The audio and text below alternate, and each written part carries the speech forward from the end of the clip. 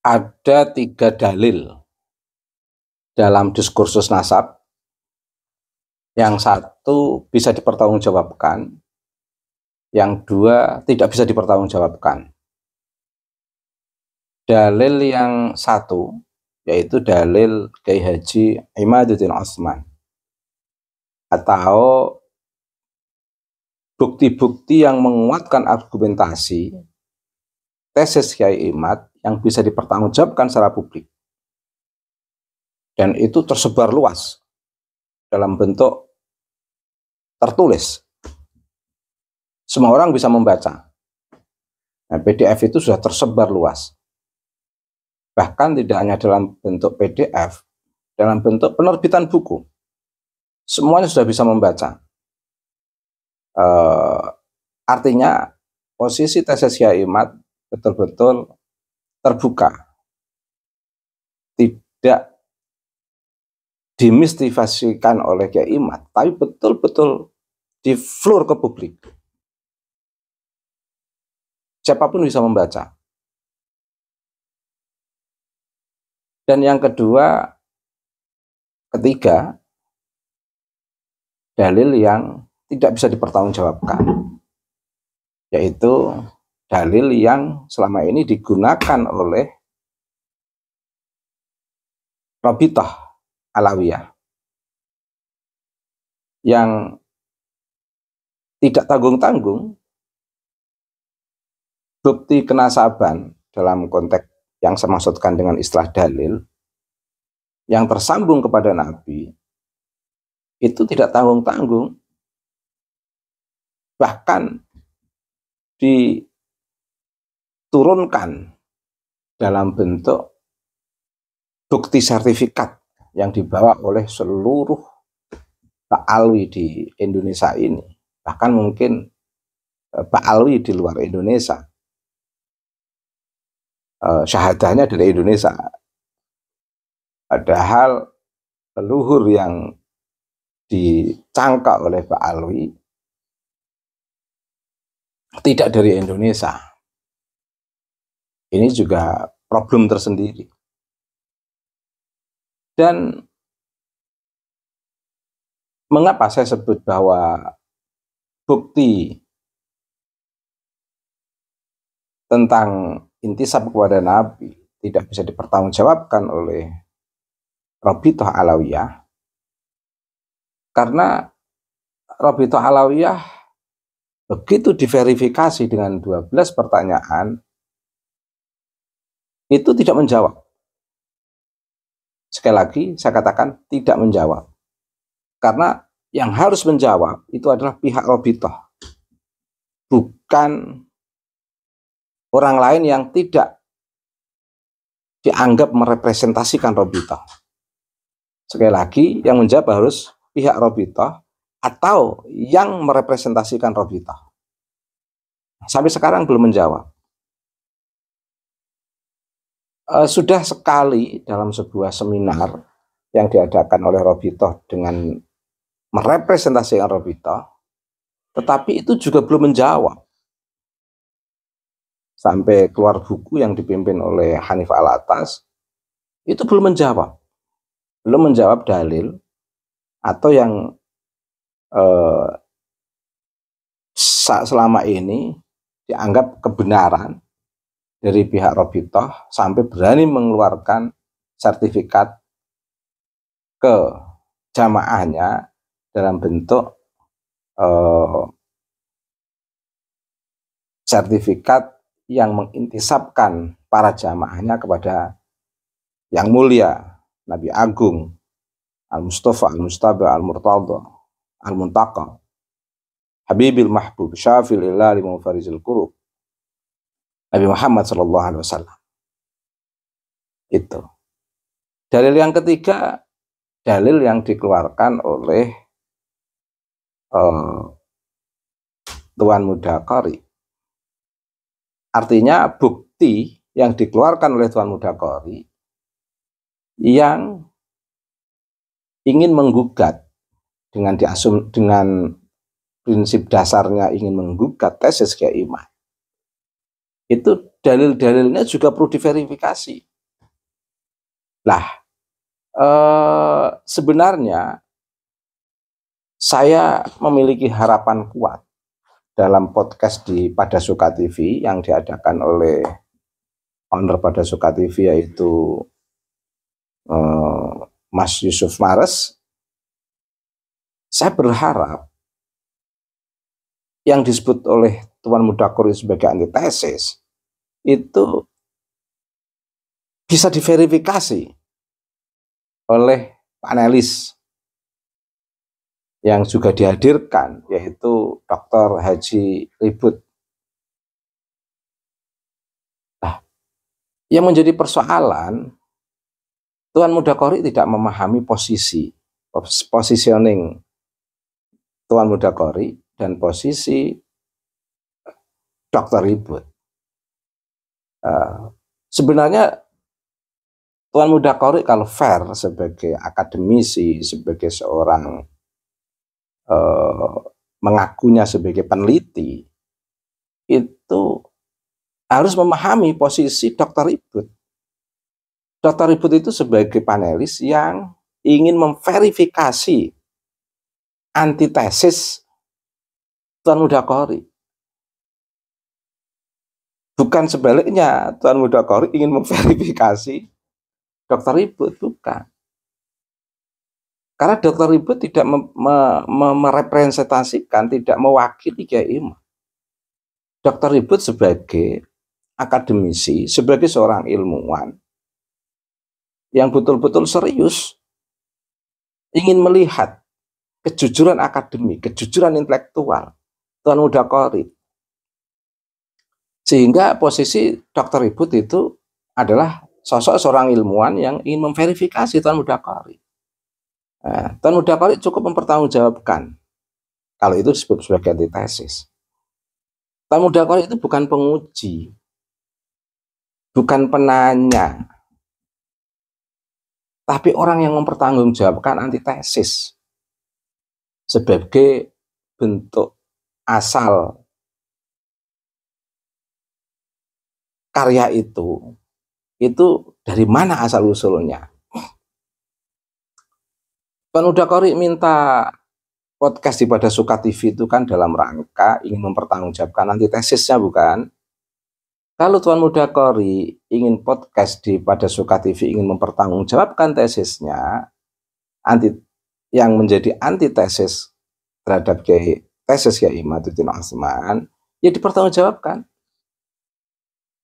Lah, posisi Dr. Ribut itu posisi mewakili publik. Salah satu di antara masyarakat yang ingin melihat antitesis Tuan Mudakori. Bagaimana ketika Dr. Ribut itu sebagai bagian daripada masyarakat, ketika memverifikasi, ketika dalam istilah pemeriksa itu mengaudit antitesis Tuan Mudakori itu, apakah bisa dipertanggungjawabkan atau tidak? Tuan Mudakori tidak paham posisinya. Tuan Mudakori itu posisinya ingin mempertanggungjawabkan antitesis. Sehingga tugas Tuan Mudakori itu menjawab pertanyaan, bukan mengajukan pertanyaan. Ketika pertanyaan-pertanyaan yang dikeluarkan oleh Dr. Ribut itu bisa terjawab, good. Masyarakat jadi yakin kualifikasi antitesis Tuan Mudakori. Ini seperti 11-12 dengan Rabithah Alawiyah. Ditanya, nanya. Yang ditanya itu yang telah memiliki dalil, bagaimana mempertanggungjawabkan dalil itu. Bukan balik bertanya, mengapa Anda bertanya? Tapi bagaimana mempertanggungjawabkan dalil itu? Mempertanggungjawabkan, Tuan Mudakori mempertanggungjawabkan mengapa Tuan Mudakori membuat antitesis terhadap tesis Kiai Imad, dilihat dulu dari asal-usulnya dan posisi kejujuran akademiknya dulu. Mengapa dalam waktu yang tidak lama kok memiliki pandangan yang berbeda antara kaul qadim dengan kaul jadidnya Tuan Mudaqori. Kaul qadimnya dalam konteks ketika numpang tesisnya Kiai Imad, kaul jadidnya dalam konteks ketika numpang Robithah Alawiyah. Sehingga orang tidak akan memahami Tuan Mudaqori sebagai penumpang gelap pada tesis Kiai Imad, juga sebagai penumpang gelap pada Robithah Alawiyah. Nah, biar Tuan Mudaqori tidak menjadi penumpang gelap, bagaimana Tuan Mudaqori ini bisa mempertanggungjawabkan dulu sebelum Dr. Ribut melihat antitesis Tuan Mudaqori secara utuh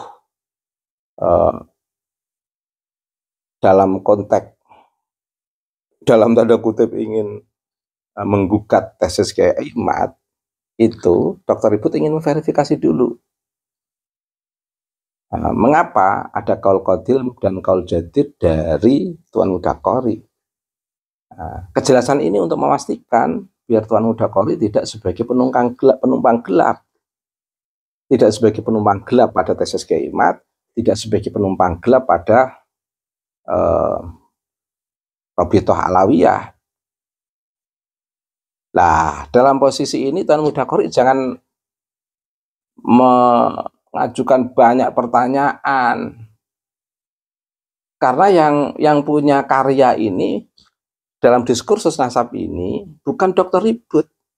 Yang punya karya ini Tuan Mudaqori. Ya Tuan Mudaqori yang harus mempertanggungjawabkan karyanya sebagai yang Tuan Mudaqori sebut sebagai antitesis. Ini fair namanya. Kecuali kalau yang punya karya ini adalah Dr. Ribut, baru Tuan Mudaqori yang bertanya-tanya. Nah, jadi Tuan Mudaqori saya kira nggak paham dialektika, pola dialog itu nggak paham. Posisi itu penting, paham posisi itu penting. Masa posisi sebagai orang yang bertanya diposisikan sebagai orang sebagai penemu. Dalam konteks ini yang menjadi penemu itu Tuan Mudaqori. Nah, Tuan Mudaqori lah yang mempertanggungjawabkan temuannya. Lah, sebagai penanya, katakan sebagai seorang yang hendak memvalidasi dalam konteks temuan, wajar bertanya, biar tahu arah temuannya kemana, pertanggungjawaban akademiknya seperti apa. Itu sudah benar, posisi Dr. Ribut itu sudah sangat benar. Posisi Tuan Mudaqori yang nggak paham posisinya sendiri, juga nggak paham posisi Dr. Ribut. Contoh yang indah itu Tuan Mudaqori, itu Kiai Imad itu tepat sekali. Beliau, Kiai Ahmaduddin Utsman, mengeluarkan tesis yang awalnya sebagai antitesis terhadap Robithah Alawiyah. Beliau siap mempertanggungjawabkan alasan-alasan akademiknya. Mengapa dia membuat tesis itu sebagai antitesis terhadap Robithah. Dan itu tertulis semua, sistematik, dengan metodologi yang jelas, dengan konsep-konsep teori yang jelas, dan mengembangkan teori secara kuat dan memiliki karakter. Nah, Tuan Mudaqori betul-betul tidak memenuhi kriteria. Pertama, itu masih dalam bentuk lisan ternyata, belum dalam bentuk tulisan. Kalau masuk dalam wilayah dialektika, itu jangan disamakan dengan wilayah ketokohan. Tuan Mudaqori ini masuk dalam dialektika, diskursus kenasaban, mencoba keluar-keluar kemana-mana itu memiliki sebuah dalil yang disebut dengan antitesis oleh Tuan Mudaqori untuk tesis Kiai Ahmaduddin Utsman. Ini masuk wilayah dialektika. Nah, kalau sudah masuk dalam wilayah dialektika harus bisa dipertanggungjawabkan dan harus ada bukti-bukti tertulis. Jangan menyamakan Tuan Muda Qori dengan Syekh Jumadil Kubro, menyamakan Tuan Muda Qori seperti tokoh yang di Aceh itu. Ya jauh.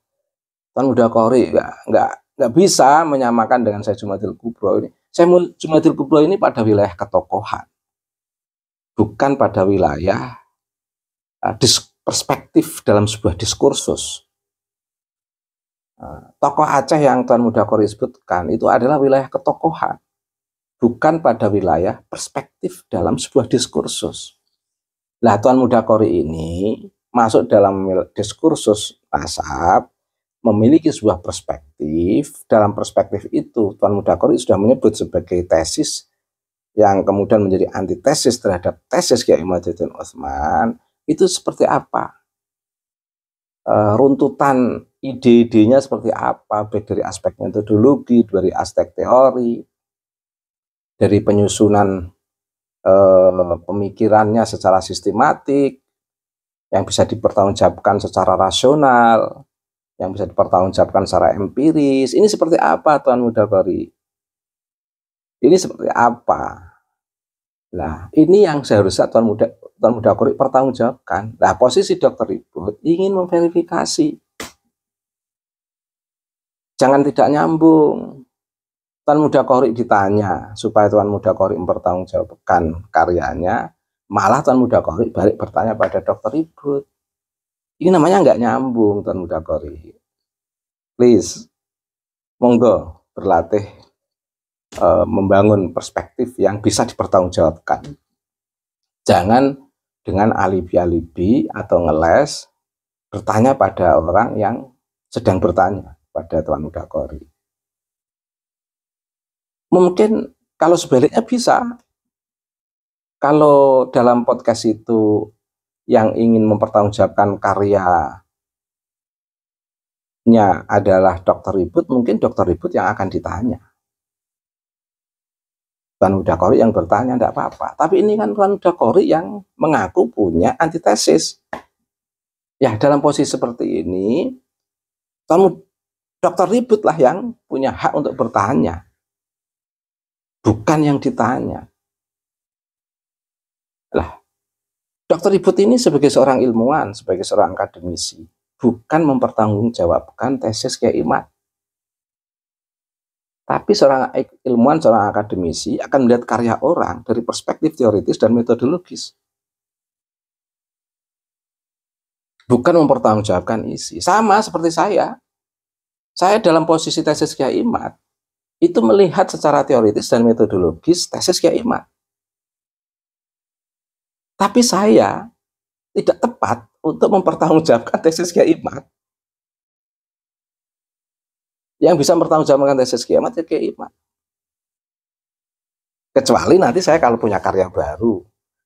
Baru seperti hasil riset saya tentang jejak spiritualitas dan humanitas Kitab Kuning misalnya. Nah, itu saya mempertanggungjawabkan karena itu riset saya. Jadi dalam konteks tesis Kiai Imad sendiri, Dr. Ribut, saya itu tidak punya kapasitas untuk mempertanggungjawabkan tesis ini. Karena yang punya temuan, yang punya riset Kiai Imad.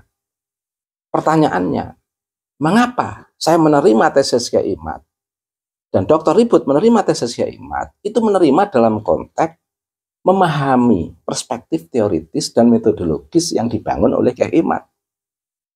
Nah, selama ini saya itu belum memahami konsep teoritis dan metodologis dalil yang digunakan oleh Robitoh Alawiyah ketika mengintisabkan para jamaahnya yang bermarga-marga itu kepada Nabi Agung Nabi Muhammad SAW. Dan saya tidak memperhatikan TikTok Tuan Muda Qori yang lain itu nggak memperhatikan. Baru ini tadi mencoba dari awal sampai akhir mengikuti, ingin mencoba memahami secara tulus. Siapa tahu ada temuan yang luar biasa dari Tuan Muda Qori. Saya ingin melihat bagaimana hasil verifikasi Dr. Ribut terhadap karya Tuan Mudakori. Pertanggungjawabkan Tuan Mudakori dari pertanyaan-pertanyaan Dr. Ribut atau verifikasi Dr. Ribut atau validasi Dr. Ribut. Oh, itu kalau bisa mempertanggungjawabkan berarti hebat. Nah, dalam konteks ini Tuan Mudakori yang harus mempertanggungjawabkan. Jangan sebaliknya, Tuan Mudakori jangan sampai nggak paham posisi. Posisi Tuan Mudakori itu posisi yang harus bertanggung jawab. Jangan memposisikan sebagai penguji. Kalau dalam konteks kuliah itu bukan Tuan Mudakori yang akan menguji Dr. Ribut. Dr. Ribut yang akan menguji Tuan Mudakori. Pertanggungjawabannya akademik seperti apa? Biar tidak debat kusir. Masa era keilmuan, perkembangan ilmu pengetahuan sudah dahsyat begini, debat kusir, diketawakan orang. Kayak berpendidikan saja. Jangan debat kusir. Jadi al-ahaq wal mustahak yang lebih berhak mempertanggungjawabkan perspektif keilmuan dalam diskursus nasab di podcast pada Suka TV yang dipandu oleh Mas Yusuf Mahrez itu Dr. Qori.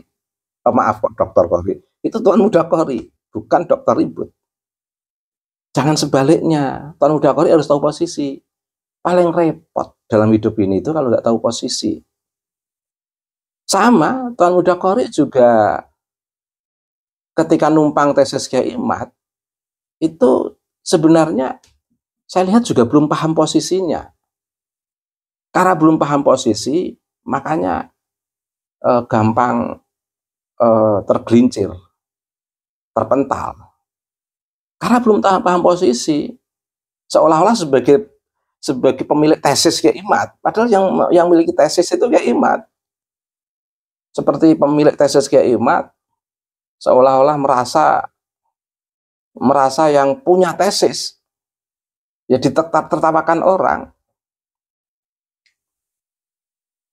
Sama ketika numpang Robito Alawiyah, jangan menjadi Robito Alawiyah. Tapi pertanggungjawabkan aja ide-ide kamu, wahai Tuan Mudakori, yang bisa mempertanggungjawabkan. Ketika mau podcast di channel yang menurut saya cukup bergengsi dan akademik, yaitu channel Pada Suka TV, pertanggungjawabkan.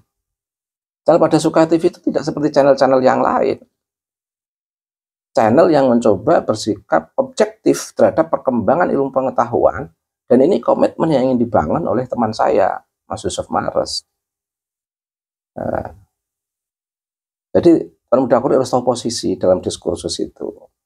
Ya kapanpun lah, tidak dalam konteks dengan Dr. Ribut saja di Pada Suka TV. Dimanapun, kalau Tuan Mudakori paham posisi, itu tidak akan debat kusir. Sebenarnya kalau saya yakin Dr. Ribut itu tidak akan mau diskusi dengan Tuan Mudakori kalau Tuan Mudakori sendiri tidak paham posisinya. Mungkin Dr. Ribut menganggap Tuan Mudakori itu paham posisinya. Ternyata Tuan Mudakori nggak paham posisi. Ya sia-sia juga kehadiran Dr. Ribut di situ. Malah di situ Tuan Mudakori malah merendahkan Dr. Ribut kapasitas sebagai seorang ilmuwan. Kalau saya jadi Tuan Mudakori, punya tesis, kok mau dihadiri oleh seorang doktor, itu saya bangga. Karena yang memverifikasi bukan orang ngacak-ngacak. Dr. Ribut itu bukan orang ngacak-ngacak, akademisi, ilmuwan. Kehadiran Dr. Ribut itu harusnya membuat Tuan Mudakori puas bahwa antitesis Tuan Mudakori itu diverifikasi oleh seorang akademisi, seorang ilmuwan. Tuan Mudakori yang harus mempertanggungjawabkan dengan total di situ. Kok malah menjadi penguji pikiran Dr. Ribut? Ya, kebalik Tuan Mudakori. Jadi sekali lagi Tuan Mudakori harus paham posisi.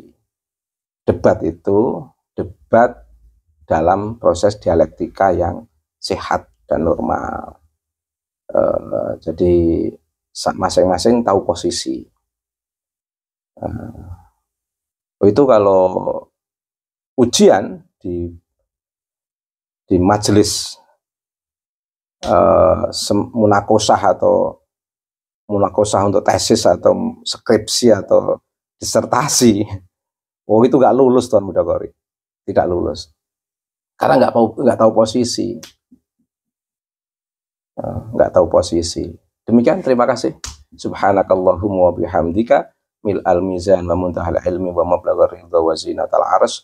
Asyhadu an la ilaha illa anta astaghfiruka wa atubu ilaika. Wassallallahu ala sayyidina Muhammadin wa ala alihi wa sahbihi wa baraka wa sallama walhamdulillahi rabbil alamin.